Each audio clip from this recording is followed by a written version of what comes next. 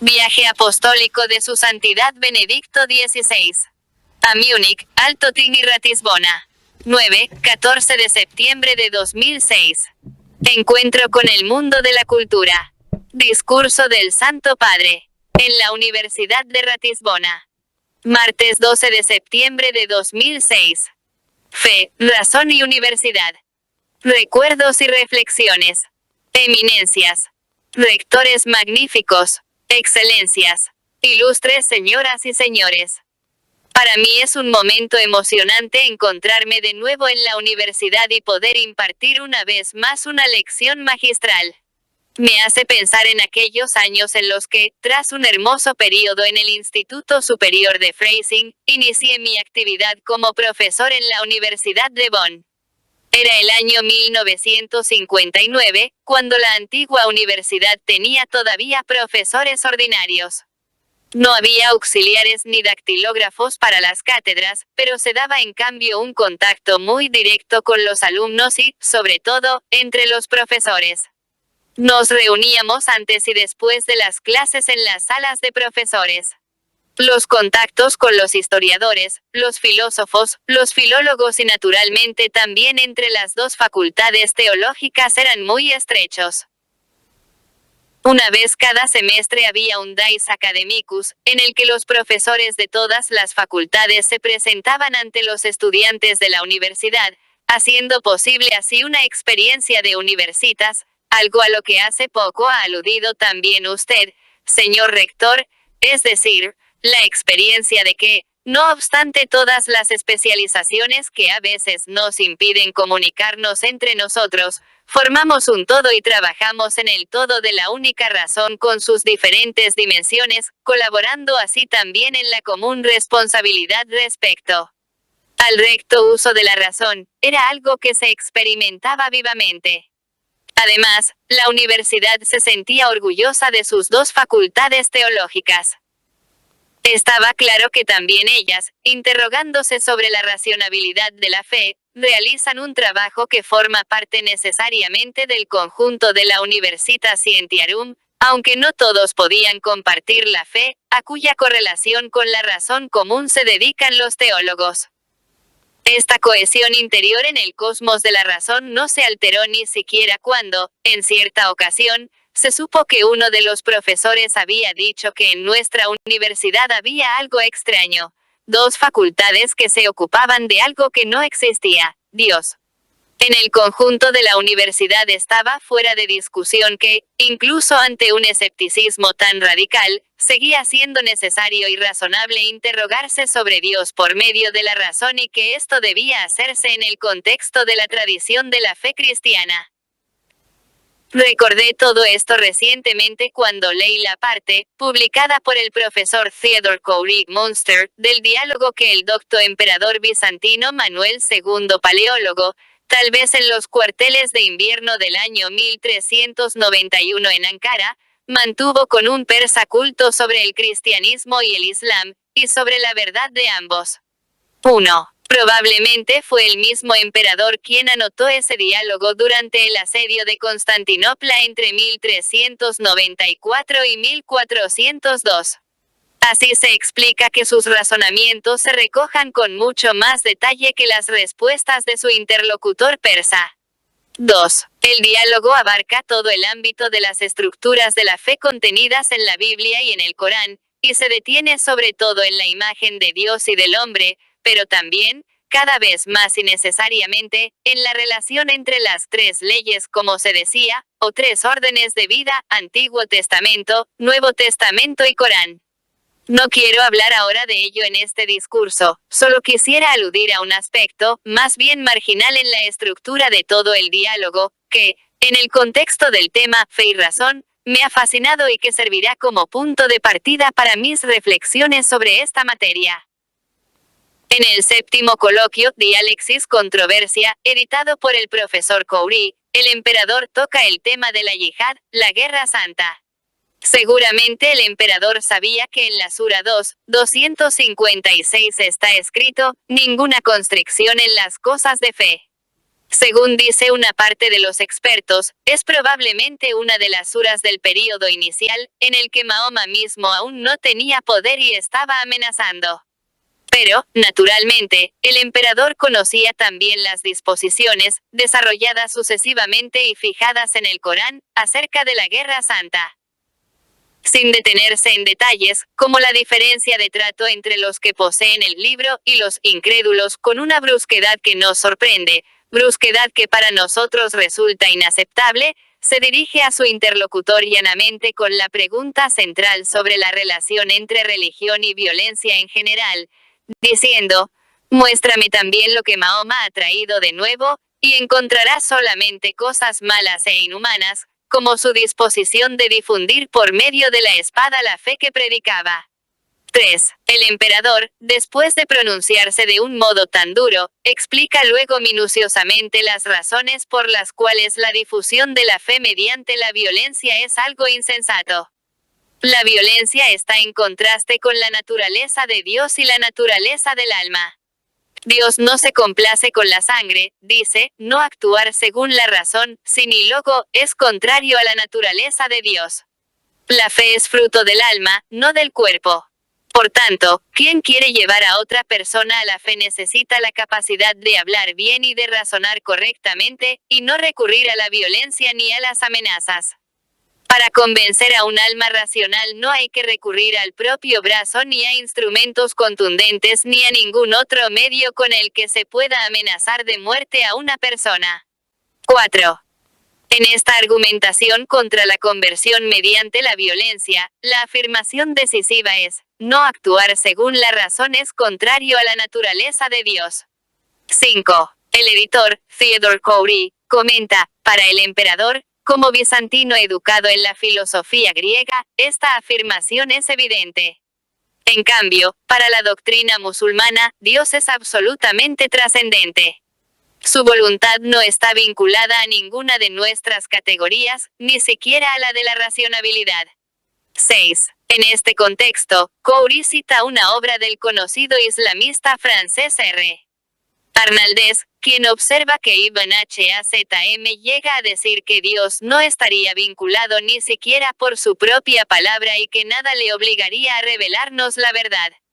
Si él quisiera, el hombre debería practicar incluso la idolatría. 7. A este propósito se presenta un dilema en la comprensión de Dios, y por tanto en la realización concreta de la religión, que hoy nos plantea un desafío muy directo. La convicción de que actuar contra la razón está en contradicción con la naturaleza de Dios, es solamente un pensamiento griego o vale siempre y por sí mismo. Pienso que en este punto se manifiesta la profunda consonancia entre lo griego en su mejor sentido y lo que es fe en Dios según la Biblia. Modificando el primer versículo del libro del Génesis, el primer versículo de toda la Sagrada Escritura, San Juan comienza el prólogo de su Evangelio con las palabras: en el principio ya existía el Logos. Esta es exactamente la palabra que usa el emperador: Dios actúa, sin ilógo con Logos. Logos significa tanto razón como palabra, una razón que es creadora y capaz de comunicarse, pero precisamente como razón.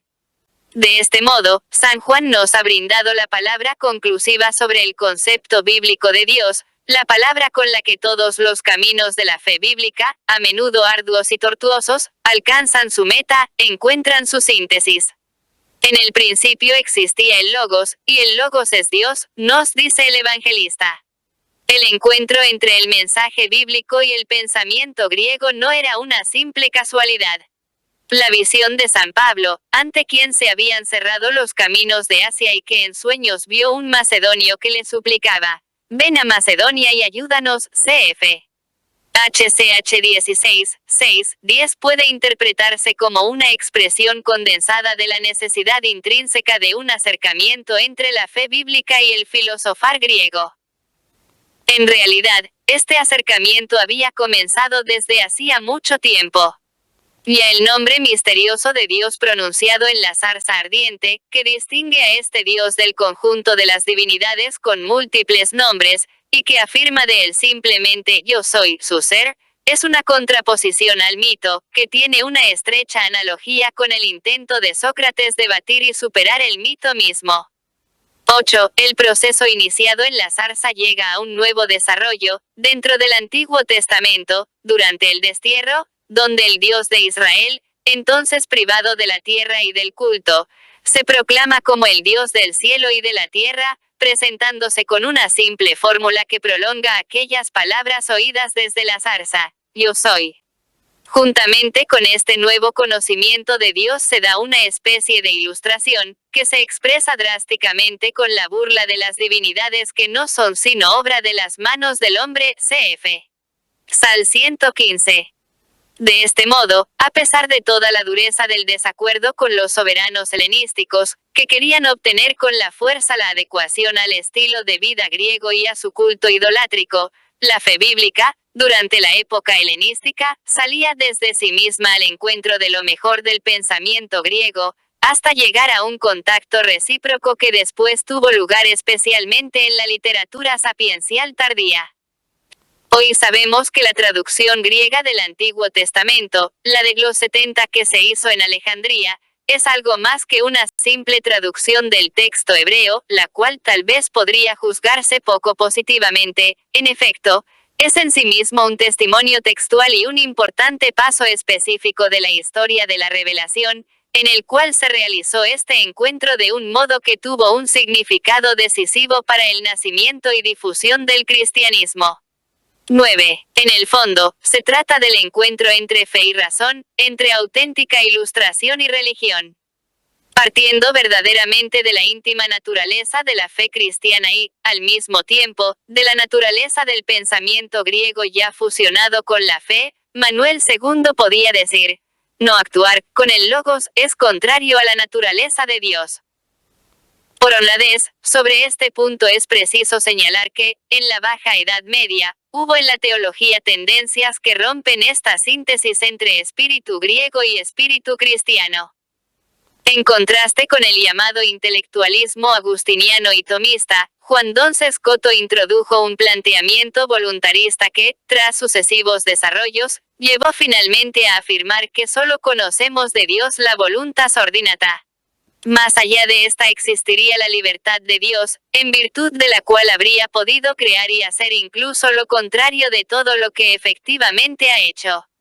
Aquí se perfilan posiciones que pueden acercarse a las de Ibn Hazm y podrían llevar incluso a una imagen de Dios, arbitrio, que no está vinculado ni siquiera con la verdad y el bien.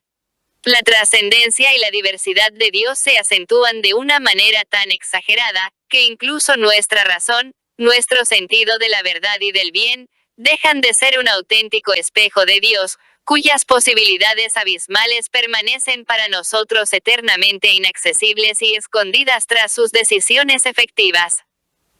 En contraste con esto, la fe de la Iglesia se ha atenido siempre a la convicción de que entre Dios y nosotros, entre su eterno espíritu creador y nuestra razón creada, existe una verdadera analogía, en la que ciertamente, como dice el IV Concilio de Letrán en 1215, las diferencias son infinitamente más grandes que las semejanzas, pero sin llegar por ello a abolir la analogía y su lenguaje.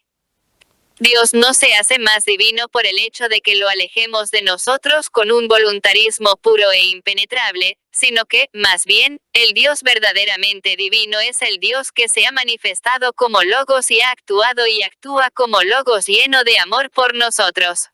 Ciertamente el amor, como dice San Pablo, rebasa el conocimiento y por eso es capaz de percibir más que el simple pensamiento, cf. F3, 19, sin embargo, sigue siendo el amor del Dios, Logos, por lo cual el culto cristiano, como dice también San Pablo, es lógico la traía un culto que concuerda con el Verbo eterno y con nuestra razón, cf. RM 12, 1. 10. Este acercamiento interior recíproco que se ha dado entre la fe bíblica y el planteamiento filosófico del pensamiento griego es un dato de importancia decisiva, no solo desde el punto de vista de la historia de las religiones, sino también del de la historia universal, que también hoy hemos de considerar. Teniendo en cuenta este encuentro, no sorprende que el cristianismo, no obstante haber tenido su origen y un importante desarrollo en Oriente, haya encontrado finalmente su impronta decisiva en Europa. Y podemos decirlo también a la inversa, este encuentro, al que se une sucesivamente el patrimonio de Roma, creó a Europa y permanece como fundamento de lo que, con razón, se puede llamar Europa. A la tesis según la cual el patrimonio griego, críticamente purificado, forma parte integrante de la fe cristiana, se opone la pretensión de la deshelenización del cristianismo, la cual domina cada vez más las discusiones teológicas desde el inicio de la época moderna.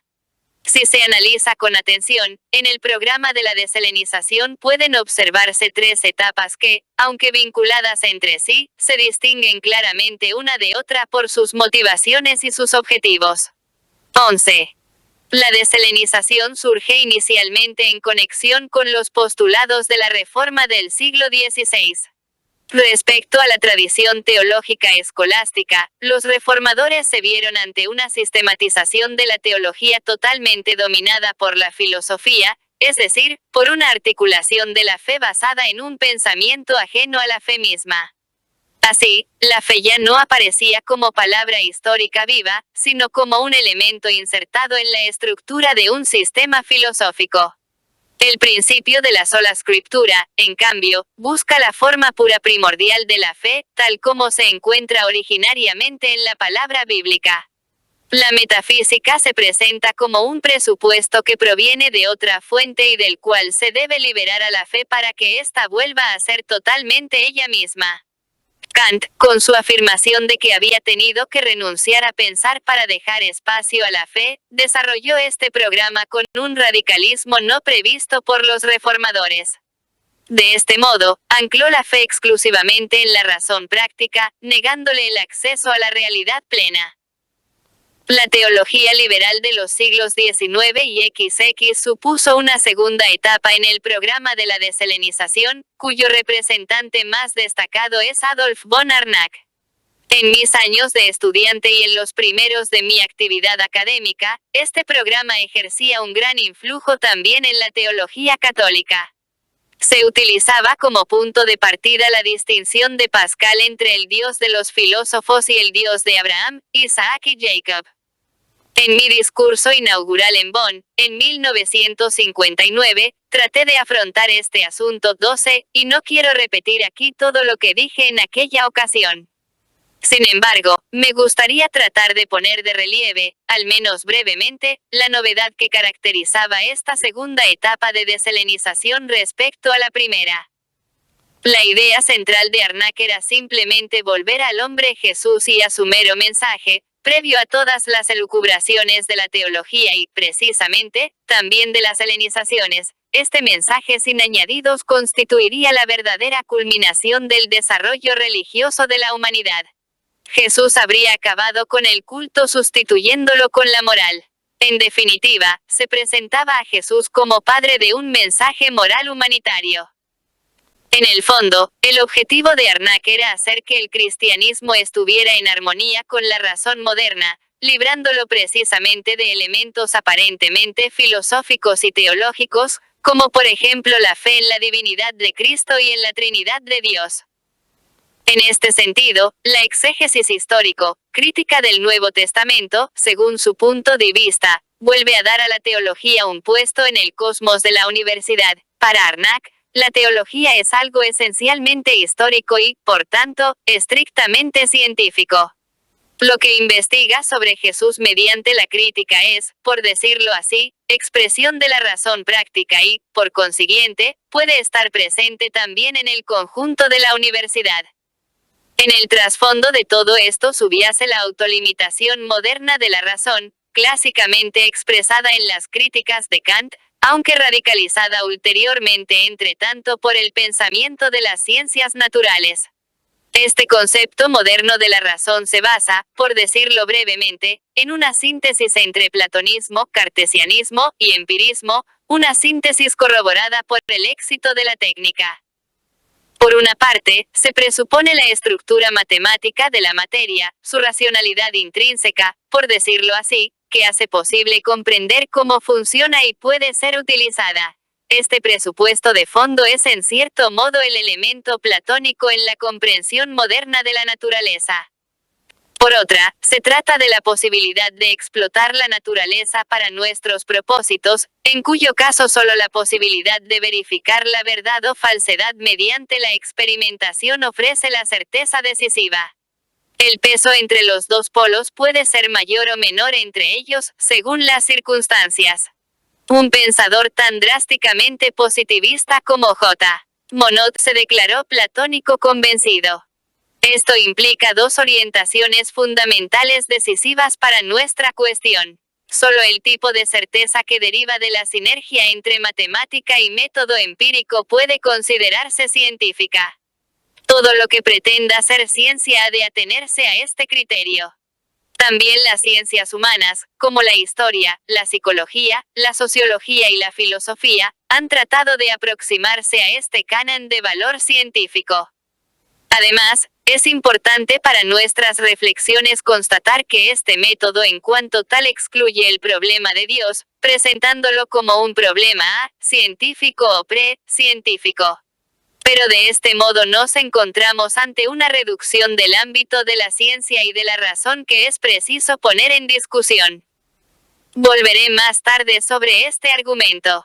Por el momento basta tener presente que, desde esta perspectiva, cualquier intento de mantener la teología como disciplina científica, dejaría del cristianismo únicamente un minúsculo fragmento. Pero hemos de añadir más, si la ciencia en su conjunto es solo esto, entonces el hombre mismo sufriría una reducción, pues los interrogantes propiamente humanos, es decir, de dónde viene y a dónde va, los interrogantes de la religión y de la ética, no pueden encontrar lugar en el espacio de la razón común descrita por la ciencia, entendida de este modo, y tienen que desplazarse al ámbito de lo subjetivo. El sujeto, basándose en su experiencia, decide lo que considera admisible en el ámbito religioso y la conciencia subjetiva se convierte, en definitiva, en la única instancia ética. Pero, de este modo, el etos y la religión pierden su poder de crear una comunidad y se convierten en un asunto totalmente personal. La situación que se crea es peligrosa para la humanidad, como se puede constatar en las patologías que amenazan a la religión y a la razón, patologías que irrumpen por necesidad cuando la razón se reduce hasta el punto de que ya no le interesan las cuestiones de la religión y de la ética. Lo que queda de esos intentos de construir una ética partiendo de las reglas de la evolución, de la psicología o de la sociología, es simplemente insuficiente. Antes de llegar a las conclusiones a las que conduce todo este razonamiento, quiero referirme brevemente a la tercera etapa de la deshelenización, que se está difundiendo actualmente. Teniendo en cuenta el encuentro entre múltiples culturas, se suele decir hoy que la síntesis con el helenismo en la Iglesia antigua fue una primera inculturación, que no debería ser vinculante para las demás culturas. Estas deberían tener derecho a volver atrás, hasta el momento previo a dicha inculturación, para descubrir el mensaje puro del Nuevo Testamento e inculturarlo de nuevo en sus ambientes respectivos.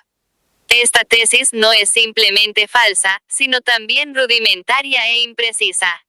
En efecto, el Nuevo Testamento fue escrito en griego e implica el contacto con el espíritu griego, un contacto que había madurado en el desarrollo precedente del Antiguo Testamento. Ciertamente, en el proceso de formación de la Iglesia antigua hay elementos que no deben integrarse en todas las culturas.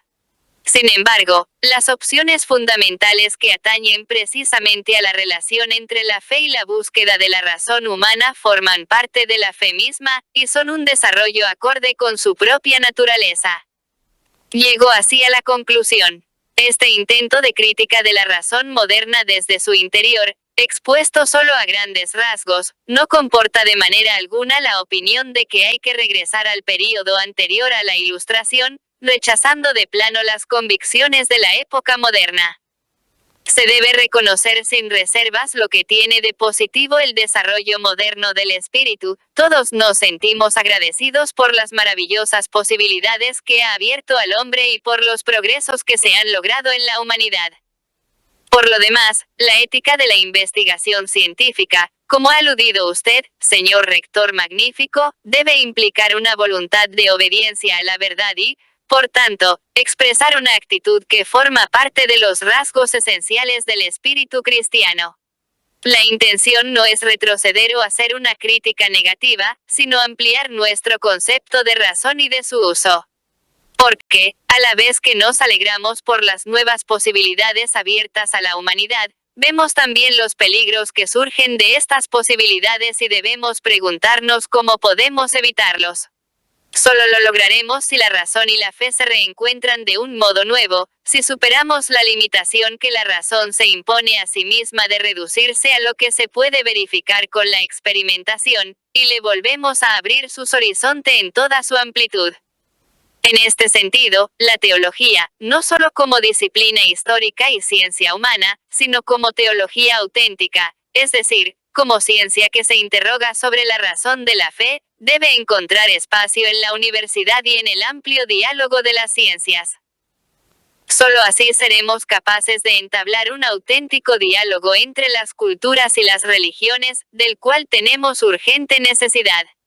En el mundo occidental está muy difundida la opinión según la cual solo la razón positivista y las formas de la filosofía derivadas de ella son universales.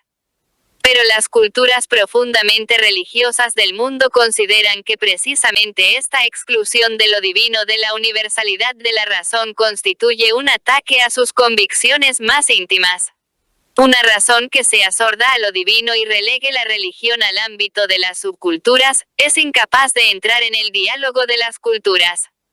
Con todo, como he tratado de demostrar, la razón moderna propia de las ciencias naturales, con su elemento platónico intrínseco, conlleva un interrogante que va más allá de sí misma y que trasciende las posibilidades de su método. La razón científica moderna ha de aceptar simplemente la estructura racional de la materia y la correspondencia entre nuestro espíritu y las estructuras racionales que actúan en la naturaleza como un dato de hecho, en el cual se basa su método. Ahora bien, la pregunta sobre el por qué existe este dato de hecho, la deben plantear las ciencias naturales a otros ámbitos más amplios y altos del pensamiento, como son la filosofía y la teología. Para la filosofía y, de modo diferente, para la teología, escuchar las grandes experiencias y convicciones de las tradiciones religiosas de la humanidad, especialmente las de la fe cristiana, constituye una fuente de conocimiento. Oponerse a ella sería una grave limitación de nuestra escucha y de nuestra respuesta. Aquí me vienen a la mente unas palabras que Sócrates dijo a Fedón. En los diálogos anteriores se habían expuesto muchas opiniones filosóficas erróneas, y entonces Sócrates dice, sería fácilmente comprensible que alguien, a quien le molestaran todas estas opiniones erróneas, desdeñara durante el resto de su vida y se burlara de toda conversación sobre el ser, pero de esta forma renunciaría a la verdad de la existencia y sufriría una gran pérdida. 13. Occidente, desde hace mucho, está amenazando por esta aversión a los interrogantes fundamentales de su razón, y así solo puede sufrir una gran pérdida. La valentía para abrirse a la amplitud de la razón, y no la negación de su grandeza, es el programa con el que una teología comprometida en la reflexión sobre la fe bíblica entra en el debate de nuestro tiempo. No actuar según la razón, no actuar con el logos es contrario a la naturaleza de Dios, dijo Manuel II partiendo de su imagen cristiana de Dios, respondiendo a su interlocutor persa. En el diálogo de las culturas invitamos a nuestros interlocutores a este gran logos, a esta amplitud de la razón. Redescubrirla constantemente por nosotros mismos es la gran tarea de la universidad. Notas. 1. De los 26 coloquios, Dialexis, Coury traduce controversia, del diálogo, Entretien, th. Coury ha publicado la séptima controversia con notas y una amplia introducción sobre el origen del texto, la tradición manuscrita y la estructura del diálogo, junto con breves resúmenes de las controversias no editadas. El texto griego va acompañado de una traducción francesa. Manuel II Paleólogo, Entretien avec un musulmán. 7. Controverse, Sources Chrétiennes. 115, París 1966. Mientras tanto, Karl Forstel ha publicado en el Corpus Islámico, Christianum, Series Graeca. Redacción de A. Th. Khoury, R. Gley, una edición comentada greco-alemana del texto, Manuel II. Palaiologus, Dialoge mit einem Muslim, 3 vols. Wurzburg, Altenberg 1993-1996.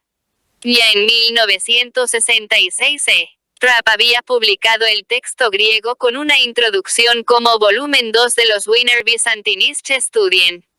Citaré a continuación según Khoury. 2. Sobre el origen y la redacción del diálogo puede consultarse Khoury, pp. 22-29. Amplios comentarios a este respecto pueden verse también en las ediciones de Forstel y Trapp. 3. Controversia 7.2c, Khoury, pp. 142-143, Forstel, Vol. Y 7. Dialogue 1.5, pp. 240-241.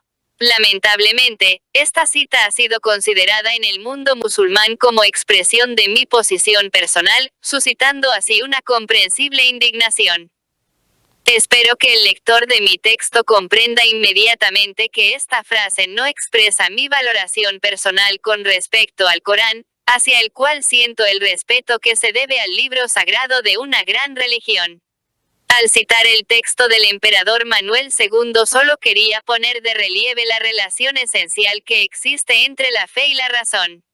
En este punto estoy de acuerdo con Manuel II, pero sin hacer mía su polémica.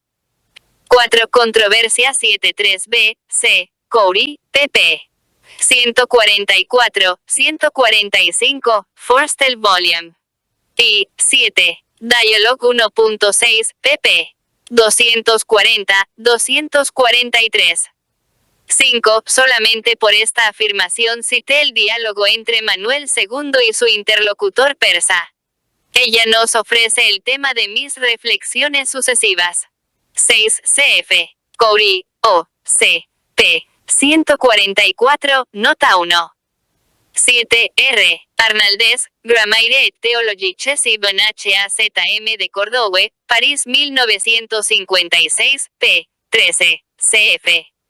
Khoury, p. 144. En el desarrollo ulterior de mi discurso se pondrá de manifiesto cómo en la teología de la Baja Edad Media existen posiciones semejantes. 8. Para la interpretación ampliamente discutida del episodio de la zarza que ardía sin consumirse, quisiera remitir a mi libro Einführung in das Christentum, Múnich 1968, pp. 84-102. Creo que las afirmaciones que hago en ese libro, no obstante del desarrollo ulterior de la discusión, siguen siendo válidas. 9. cf. A. Schenker, l'écriture sainte subsiste en plusieurs formes canoniques simultanes, en l'interpretazione della Bibbia nella Chiesa. Ati del Simposio Promosso dalla Congregazione per la Dottrina della Fede, Ciudad del Vaticano 2001, pp. 178-186. 10. Este tema lo he tratado más detalladamente en mi libro Der Geist der Liturgie. Einführung, Friburgo 2000, pp. 38-42. 11. De la abundante bibliografía sobre el tema de la deshelenización, quisiera mencionar especialmente a.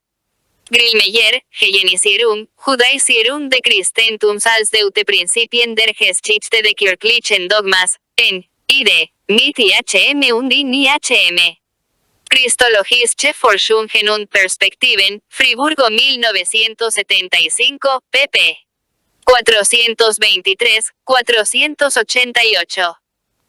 12. Publicada y comentada de nuevo por Heino Sonnemans, ed. Joseph Ratzinger, Benedikt XVI, Der Gott des Glaubens und der Gott der Philosophen. Ein Beitrag zum Problem der Theologia Naturalis, Johannes, Verlag Leutesdorf, 2. Erganste Auflage 2005. 1390 d. Para este texto se puede ver también R. Guardini, Der Tod de Sócrates, Maguncia, Paderborn 19.875, pp. 218, 221. Copyright 2006, Librería Editrice Vaticana. Copyright, Librería Editrice Vaticana. LOADING.